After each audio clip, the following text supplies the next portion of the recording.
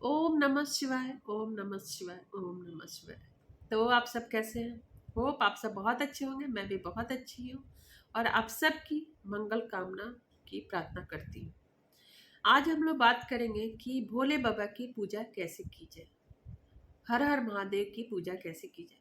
क्योंकि आप सब जानते हैं कि देवों का देव महादेव का पावन महीना श्रावण मास आ रहा है, जो 14 जुलाई से स्टार्ट होगा, 12 अगस्त पे एंड होगा। इस सिर्फ और सिर्फ 4 सोमवार आपको मिल रहा है। ये 4 सोमवार जो है बहुत ही खास है, बहुत ही। इसलिए आप कोशिश कीजिए कि ये चारों सोमवार को अच्छी तरीके से, विधिवत तरीके से आप पूजा कीजिए। कहा जाता है, वेदों से माना जाता है और ऐसा होता भी है कि श्रावण मास में भोले बाबा की जो पूजा विधिवत तरीके से करते हैं, उनको कलेश, पुत्र दोष, किसी भी तरीके का रोग, किसी भी तरीके का नजर दोष जिसको बोलते हैं एविल आई, ये सारे दोष जो होते हैं समाप्त होते हैं। और ही नहीं, पितृ दोष जो इतनी बड़ी दोष है, काल्प सर्प दोष, ये सारे दोष क्या होते हैं कि समाप्त होते हैं। पितृ दोष कुछ चीज़ें जो है मैं आपको ज़रूर बताना चाहूँगी, जो इस वीडियो से हटके। मेरे बहुत सारे क्लाइंट आते हैं, बहुत सारे आते हैं, क्यों बोलते हैं कि उनके ऊपर ब्लैक मैजिक है। ठीक है, कहीं कहीं ना कहीं विजिट करते हैं, उनको ये लगता है कि ब्लैक मैजिक है, तो पूछते हैं कि ब्लैक मैजिक कैसे हटाया जाए। तो बहुत लोग तरीका बताता है, बहुत लोग नहीं बताता है। तो क्या होते हैं, वो लोग परेशान रहते हैं, कैसे हटाया जाए, कैसे हटाया जाए। टोटका करते हैं, लेकिन चीज़ें कभी कुछ काम करती है, कभी कुछ काम नहीं करती। पितृदोष, पितृदोष के भी बहुत सारे क्लाइंट हैं जो बोलते हैं कि मैं हमेशा पूजा करता हूँ मैम, पीपल के पेड़ में दिए जलाता हूँ और वहाँ पे पूजा करता हूँ, हर अमावस्या को पूजा करता हूँ, जो मुझे दान पुण्य करना चाहिए वो भी मैं करता हूँ, लेकिन जो परेशानियां हैं वो दूर नहीं हो रहा है। तो परेशानियां क्या होता है, परेशानियां ये आती है कि जिसको भी पितृदोष होती है, उसको कोई भी उसकी मांगलिक जो कार्य होता है वो संपन्न नहीं होता है। संतान की उनको परेशानी रहती है, मतलब संतान से रिलेटेड परेशानी रहती है, अगर या फिर संतान उत्पत्ति की भी परेशानी रहती है। संतान अगर हो जाती है तो वो संतान क्या होता है कि कुछ न कुछ उसमें कमियां होती है, या तो कोई बीमारी हो, या तो उसकी ग्रोथ प्रॉपर नहीं होती है, डेवलपमेंट नहीं होती है, या मानसिक तौर पे संतान में प्रॉब्लम होता है, या फिर शारीरिक तौर पे भी संतान में प्रॉब्लम होता है। तो मतलब वो संतान होके भी नहीं के बराबर होता है। ये बहुत जब ज़्यादा होता है तब, लेकिन ऐसे भी छोटे मोटे प्रॉब्लम लगे हुए रहते हैं, जैसे कि संतान क्या होता है, मंदबुद्धि का हो जाना, शरीर में कोई दोष हो जाना, प्रॉपर इसकी विकास नहीं होता है, डेवलपमेंट नहीं होता है, जो एक टाइम पे होनी चाहिए।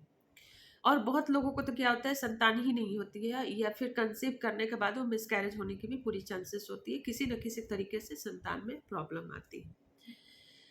व्यापार में प्रॉब्लम आता है, कर्ज उनके ऊपर बढ़ते जाता है, डेब्ट किसी न किसी तरीके से बढ़ते जाता है, क्योंकि वो खुद को रोक नहीं पाते। ऐसा नहीं कि उनके पास पैसे की कमी के कारण उनके ऊपर कर्ज आता है, उनके शौक, उनकी चाहत ऐसी होती है कि वो अपने ऊपर डेब्ट ले लेते हैं और उससे वो टेंशन में, परेशानी में रहते हैं। तो ये सारी जो परेशानी होती है, ये भोले बाबा की सही तरीके से पूजा करने से दूर होती है। और काल्प सर्प दोष, ये दोष ऐसा है कि जिसके ऊपर भी दोष रहता है, वो गुस्से में इतना ज्यादा गुस्सा रहता है, इतना ज्यादा गुस्सा रहता है कि अपनी नुकसान तो करता ही है, घर वाले का भी नुकसान करता है, उसकी ग्रोथ नहीं होती है, उसकी जो बोलते हैं बच्चे हैं, अगर बच्चे में भी है तो क्या होता है, गुस्सा भी करता है, माँ बाप का सुनता नहीं है, घर वाले में के किसी का नहीं सुनता है, अपनी मन का करता है और गलत सलत ही करता है। ये सारे दोष आते हैं, और भी बहुत सारे दोष हैं जो अलग से आपको वीडियो देखने को मिलेगा मेरे चैनल पे। अब आते हैं, आइए कि पूजा कैसे करते हैं, महादेव की पूजा कैसे किया जाता है। ये बहुत ही विशेष होता है। तो खासकर सोमवार के दिन, अगर हर दिन आप नहीं जा पा रहे तो सोमवार के दिन मंदिर जरूर जाइए। चाहे घर में आपके शिवलिंग है तो भी आपको मंदिर में ही जाके पूजा करना है। बहुत लोग ये गलती करते हैं, इवन मैं भी बचपन में ये देखती थी कि हर शिव मंदिर में क्या होता है कि जल की सोर्सेस होती है, मतलब पानी वहाँ पे मिल जाता है, तो हम लोग खाली पात्र घर से लेकर जाते हैं और वहाँ पे जल भर के और भोले बाबा को चढ़ाते हैं, सारी सामग्री वैसे ही लेकर जाते हैं। बट ये गलती नहीं करना है, विशेष इसकी बात को आप लोग को ध्यान रखना है।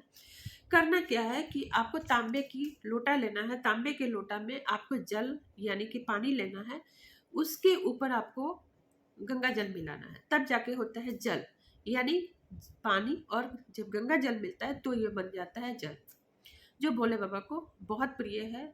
उनको बोला ही जाता है जलाधारी देव। अपने घर के एक एक कोने से घुमाते हुए उसको घर से बाहर लेके जाइए। भोले बाबा पे पतली धार में उनको जल चढ़ाइए। ऐसा नहीं कि एक बार में ही आपने चढ़ा दिया, पतली धार में चढ़ाइए और भोले बाबा का मंत्र को चैंट कीजिए, यानी कि ओम नमः शिवाय, या फिर आप महामृत्युंजय जाप कर सकते हैं तो वो भी जाप कर सकते हैं, या फिर आपका अगर कोई बहुत प्रिय मंत्र है जो आपके दिल के क्लोज है, आप उसको भी जाप कर सकते हैं। भोले बाबा को और जो बहुत कुछ चढ़ाया जाता है। बहुत लोग क्या करता है ना कि चीज़ें चढ़ी हुई रहती है शिवलिंग पे और उस पे ही सारी चीज़ें वो चढ़ा देते हैं। ये आपको गलती नहीं करना है। एक तरीके से क्या होता है कि हम भोले बाबा को जल अर्पित करते हैं, फिर उनके हम श्रृंगार करते हैं, फिर उनको हम भोग लगाते हैं। तो आपको वैसे ही करना है। आपको विधिवत क्या करना है कि जल चढ़ाना है, उसके बाद पंचामृत। पंचामृत में क्या करना है कि दूध, दही, शक्कर, घी एंड गंगाजल, ये 5 चीज़ें आपको मिलाना है। फिर से मैं बताऊंगी, दूध, दही, शहद, गंगा जल एंड शक्कर, 5 चीज़ें आपको लेना है। ये 5 चीज़ें मिलाना है और आपको चढ़ाना है। आप अलग अलग भी चढ़ा सकते हैं या 5 चीज़ें भी चढ़ा सकते हैं। जो जल आप चढ़ा रहे हैं, जल में अगर तिल डाल के चढ़ाते हैं तो और भी उसको शुभ माना जाता है, अच्छा माना जाता है। किसी भी तरीके का कर्ज हो तो वो क्या होती है, दूर होती है। प्रसाद में भोले बाबा को गेहूं बहुत पसंद है, तो गेहूं में शक्कर डाल के, मैंने इट मीन्स कि आटे में आप शक्कर डाल के या चीनी डाल के आप बना लीजिए। कुछ भी, कोई भी भोग बना लीजिए, जो भी भोग बना सकते हो भोग बना लीजिए। भोले बाबा को अर्पित कीजिए। सुबह में भी कीजिए और शाम में भी कीजिए। दिए जरूर जलाइए। मंदिर जब जा रहे हैं तो दिया जरूर जलाना चाहिए। अगर अगरबत्ती आप नहीं भी जलाते हैं तो चलता है, लेकिन दिए जलाइए। भोले बाबा को जो बेलपत्र है, बेलपत्र चढ़ाइए। सफ़ेद चंदन उनको जरूर लगाइए, ना ही उनको हल्दी, कुमकुम, ये चीज़ें आपको नहीं चढ़ाना है। ये हमेशा आपको ध्यान रखना है। सफ़ेद चंदन आपको लगाना है, बेलपत्र, धतूरा, फिर बेल हो गया, वो आप चढ़ा सकते हैं। भांग हो गया, आलू हो गया, चंदन हो गया, ये सारी चीज़ें आप चढ़ाइए भोले बाबा को। इससे क्या होता है, भोले बाबा प्रसन्न होते हैं। और आपको खासकर एक चीज़ें मैं बताऊंगी कि घर से टूटे हुए चावल नहीं होने चाहिए, खरे चावल। आप 108 चावल गिन के घर से लेके जाइए और भोले बाबा पे एक एक करके चावल मंत्रों के साथ में आप चढ़ाइए। कोई भी मुराद आपका, जो भी आपकी इच्छा है मन में, उसको मन में रखिए और वैसे चढ़ाइए। या फिर बेल पत्र पे राम, श्री राम लिख के भी 108 बार चढ़ाइए। दोनों में से कोई भी आप चढ़ा सकते हैं। या फिर तिल भी आप 108 बार काउंट करके घर से लेके जाइए और एक एक करके आप मंत्रों के जाप के साथ में आप चढ़ा सकते हैं। तीनों में से कोई चीज़ आपको जो भी लगता है कि आपको चढ़ा सकते हैं, वो आप चढ़ाइए। इससे भोले बाबा क्या होगा, श्रावण मास का जो 4 सोमवारी होता है वो कंप्लीट होते होते आपकी मनोकामना जरूर पूर्ण हो। और एक विशेष आपको उपाय बताऊंगी कि जो पीपल के वृक्ष के नीचे भोले बाबा का शिवलिंग रखा हुआ हो या मंदिर हो, उस मंदिर का पूजा करना बहुत ही अच्छा माना जाता है। तो अगर आपके पास वैसा कुछ है सुविधा, तो इससे बड़ा भोले बाबा का प्रसाद आपके ऊपर दूसरा कुछ नहीं हो सकता। यानी कि भोले बाबा का साक्षात आपके ऊपर हाथ है, जो भोले बाबा आपका सुनना चाहते हैं। तो ये चीज़ें जरूर कीजिए। और लास्ट बट नॉट लिस्ट, जब भोले बाबा का पूजा कर लेते हैं तो थोड़ी देर आप मंदिर में बैठिए। जो जलाधारी से जो जल गिरता है उसको थोड़ा सा आपको लेकर आना है घर में। घर के कोने कोने में छिड़काव करना है। अपने ऊपर भी छिड़काव कीजिए, अपने प्रियजनों पे छिड़काव कीजिए, मंदिर में भी थोड़ा सा छिड़काव कीजिए। इससे क्या होगा कि आपके घर के जितने भी दोष होंगे, मेन गेट पे भी छिड़काव कीजिए। किसी ने भी अगर दोष लगाया हो, सिर्फ सारी दोष क्या होती है, वो मिट जाती है।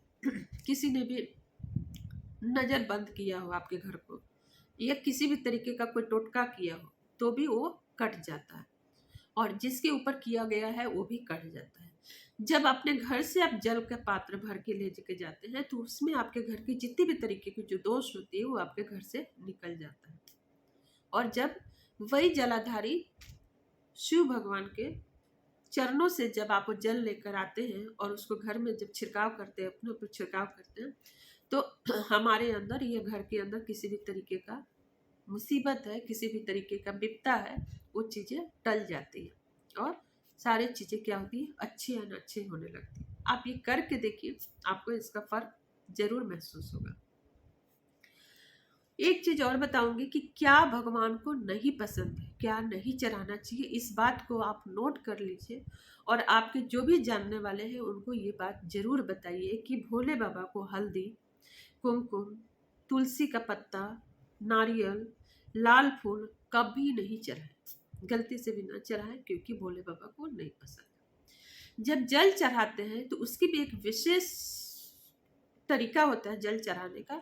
जल चढ़ाते हैं तो जो शिव भगवान के जो आगे वाला पोर्शन होता है उनको स्थान दिया गया है गणेश भगवान का और गणेश भगवान का और कार्तिकेय जी का। पीछे वाला जो राउंड कलर का ऐसे जो पोर्शन होता है उनको माँ दुर्गा यानी माँ पार्वती का स्थान दिया गया है। तो जब जल चढ़ाते हैं तो पहले गणेश भगवान और कार्तिकेय को चढ़ाइए, माँ पार्वती को चढ़ाइए, फिर शिव भगवान को चढ़ाइए। उसके बाद से नंदी को भी चढ़ाइए और बासुकी नाथ को भी चढ़ाइए। तब क्या होता है कि भोले बाबा ज़्यादा प्रसन्न होते हैं। मेरे चैनल को आपने सब्सक्राइब अगर नहीं किया है तो चैनल को सब्सक्राइब कर लीजिए और कमेंट बॉक्स में ओम नमः शिवाय या हर हर महादेव जरूर लिखिए। और इस आपको एक बात बताऊंगी कि कमेंट बॉक्स में अगर कमेंट में आप हर हर महादेव लिखते हैं या ओम नमः शिवाय लिखते हैं तो इससे क्या होता है कि यूट्यूब चैनल इस वीडियो को और लोगों के पास पहुंचाता है।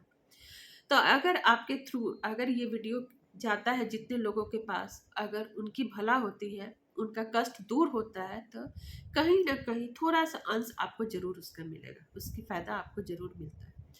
तो इससे बड़ा जो बोलते हैं ना, किसी का भला कीजिए और दान पुण्य कीजिए, इससे बड़ा कुछ नहीं होता है। आप अगर इस वीडियो को ज़्यादा से ज़्यादा अगर शेयर कर सकते हैं तो शेयर भी कीजिए ताकि लोगों का भला हो। आप ये सोच के कीजिए कि अगर आपके थ्रू 5 लोगों का भी भला होता है तो आपकी जो कष्ट है, आपकी कोई भी मुसीबतें हैं, कोई भी अगर आपका काम बनते बनते नहीं बन रहा है, बिगड़ जा रहा है, काम आपका रुका हुआ है या आपका परिवार वाले का काम रुका हुआ है, तो काम आपका बनेगा और आप सुरक्षित रहिएगा। भोले बाबा का आपका कृपा आपके ऊपर हमेशा बना रहेगा। खुश रहिए, मंगल में रहिए और ध्यान दीजिए। नमस्कार।